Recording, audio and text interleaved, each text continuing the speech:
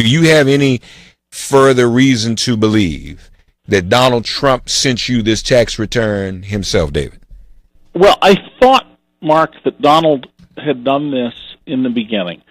Donald has a long history of leaking things about himself, and I could see in this return, hey, look how successful I am, look how much I paid in taxes. Right. But given the fact that the White House did something utterly unethical that no White House I've dealt with all the way back to Nixon has ever done, they took my exclusive and went and started telling reporters what I had Tuesday evening, or Monday, whatever night it was we went on, Tuesday evening, I guess. And that he, put out these tweets that nobody knows who I am, and I'm saying I'm a weird dude in a television interview. I got under Donald Trump's skin. Yeah. It makes it much less likely that he was the source of this. Yeah, because he's been complaining about it. Yeah. When the pictures of his wife, the really sleazy nude shots, came out last summer, and when the 3 pages of his state tax returns came out last year, Donald didn't complain. And when he doesn't complain, that means he's often either the leaker or complicit in the leak. This is probably the biggest and best return he filed, at least up to that point. First of all, we know that in the late 70s, Donald reported negative income because of Casino Control Commission records that I put in a book I wrote 25 or 26 years ago called the Temples of Chance, about the casino industry. And we know that because of the 1995 tax data that got out, that he could have gone years without paying any income taxes because of a tax shelter he bought, a tax shelter so odious that when the Republicans in Congress heard about it, the Republicans shut it down, and they were moved very swiftly, in just a matter of a few weeks, to pass the law. But they, what they do, if you've already bought the shelter, the Republicans often let you keep your ill-got tax savings. Yeah. And so, but this is a year when he sold some big properties and did some other things. So if somebody wanted to show and put him in a good light in terms of look how much money Donald Trump makes, this would be it.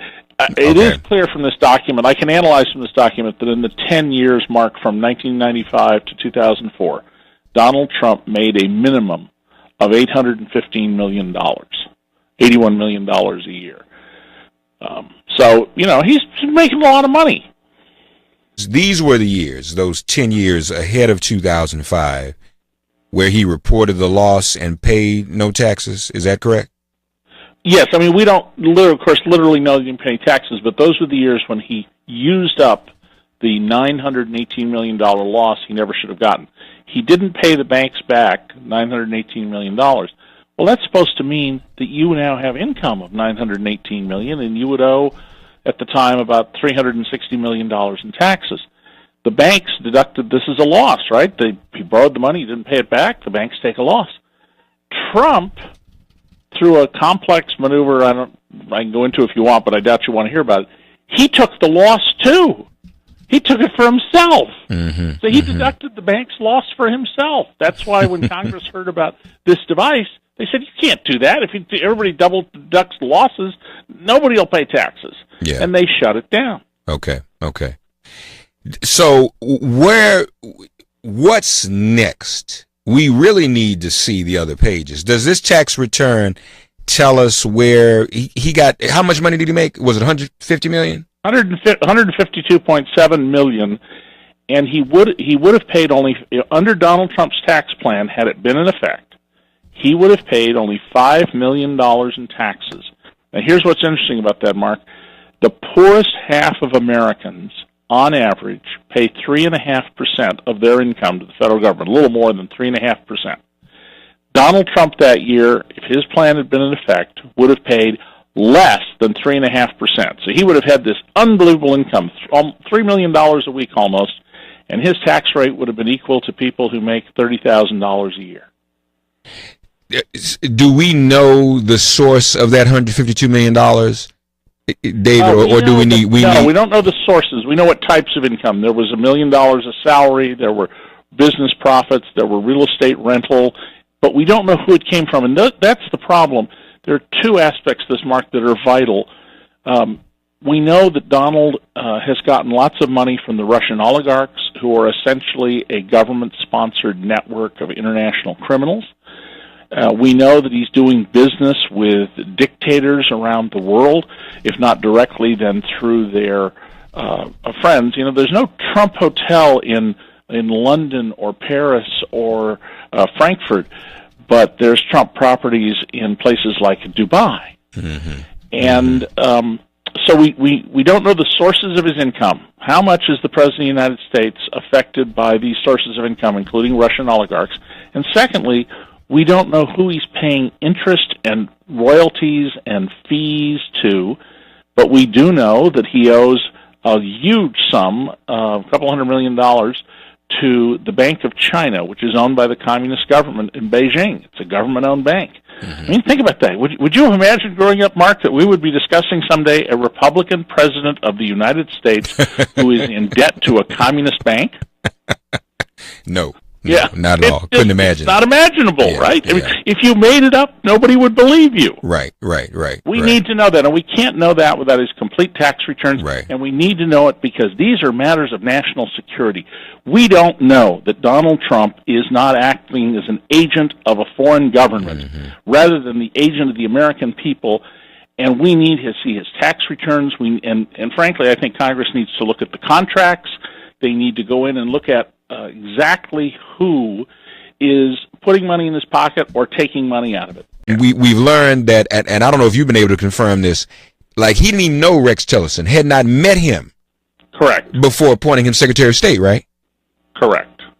And Rex is ExxonMobil, oil, Putin's buddy. His job is to make sure that oil keeps flowing, Putin gets rich, and Tillerson and ExxonMobil get rich, right? And 98% of the profits of large Russian companies come from oil. It's a one industry economy: oil and natural gas.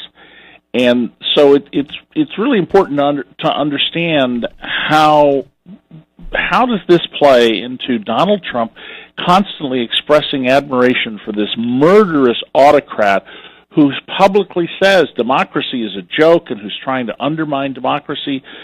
He's trying to help the fascists and far right-wingers in Europe and various countries get elected so that they can take over. This 2005 return, David K. Johnston, also coincides with Melania's citizenship interview, or about to get her citizenship.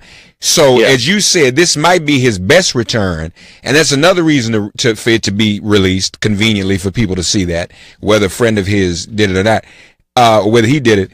But it was also a timely and appropriate fit to be his best return because of his wife. Her signature is on it. It's a joint return, right? That's right. And 2005 was the year they got married. Their son was born the next year. And when you're applying to become a U.S. citizen, one of the badges that you're qualified to be a citizen is that you filed a tax return.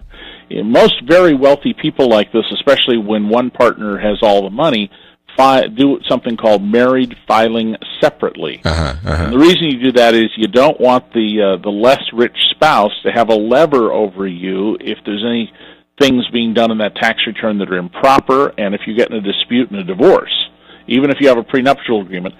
The most common is married filing separately.